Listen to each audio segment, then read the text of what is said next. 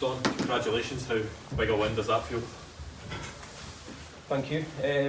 Well, it's a big win. As I said before, we had 6 games remaining, and every game's just as important. We're playing against a very good team, but we had real belief going into the game.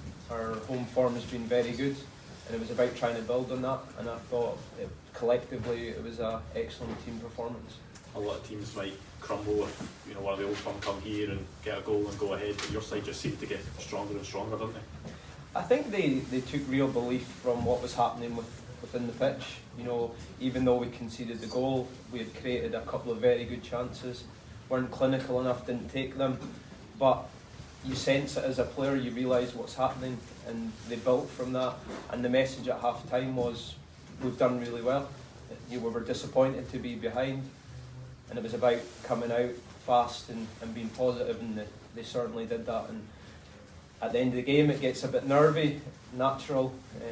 They get the penalty, but I seen a group of players throwing their bodies on the line to try and make sure we got that 3 points, so it was very pleasing.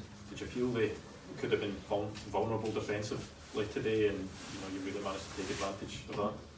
I just felt that they're a good team, and it was about creating the right balance as a game plan, and I thought we did that. I thought we defended really well when we needed to, but what you need to do is be a real threat at times. You can't just sit in there and see it out. Very rarely do you get the positive result from that, so I wanted to have a threat going forward, and I thought in the front three they certainly showed that throughout the game. It was a big call changing your keeper, but one that worked out for you. Well, it was a big call because I've got 2 very good goalkeepers. George has came in and done really well. Ross has had a really stop-start period between illness and injury, and I just had that feeling that it was maybe his time to go back in. He's had to be patient, and he certainly didn't let us down today, that's for sure. A few important saves, a few great saves at 1-0, which one of them goes in and makes it a different game almost. No, he done his job very well. Like I say, he's had to be patient. I know what he's capable of. I've played with him and worked alongside him for the best part of 4 years, so I know what he can do, and I just felt it was right to put him back in, and he definitely did a good job. On this side is obviously made history today with this result. You Rangers for the first time, but it's the most important thing you build on it, and it means something coming in the end of the season. I spoke to the players after the game. What we get is we get 3 points, and that's it.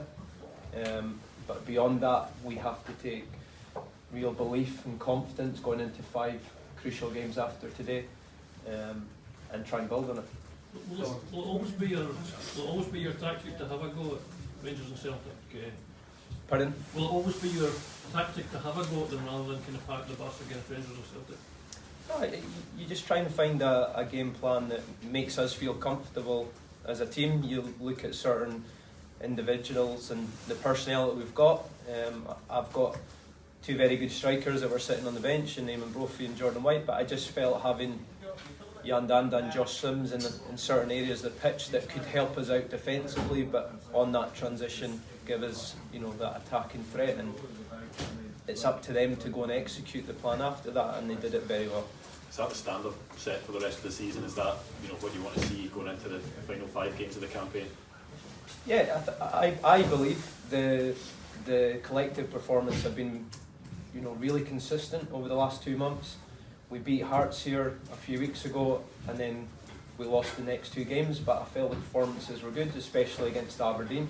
Sometimes you don't always get what you think you deserve, but as long as you can see the bigger picture and see what the team's trying to do, and I think as a group they understand that, and then it allows them to enjoy days like today when they do get it really right and clinical at both ends. We didn't shake hands with you at the final whistle, but what did he say to you just there when he saw you?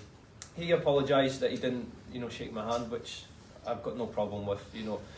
It's a game that he probably expects to come up and win, and he's in a pressure situation in terms of fighting for the league title.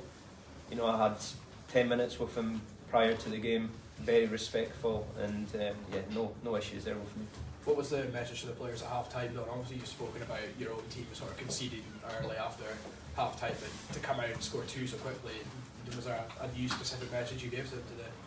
Yeah, it was really just about recognising what we'd done in the first half and not trying to deviate too far from that.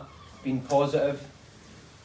Do you think you're going to go out and score 2 goals straight away? No, but the way that they attacked that at the start of the second half was massive for us and allowed us to build, for the rest of the game. So credit to the players. You've also spoken about sort of lapses in concentration and kind of moments where maybe some players switch off, but I think today you could say that was a full, complete 90-minute performance. That must please you a lot as well. Definitely, and I said to the group before the game, that was the key message. It was the concentration levels, because like I say, I've been very happy with the team performances.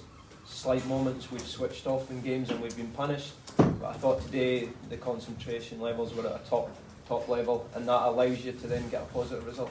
You spoke to the chairman yet, Dave? Pardon? You spoke to the chairman yet? I've not spoken to him yet, no. I'm sure he's very happy after it. Cheers. Thank you. Cheers, guys.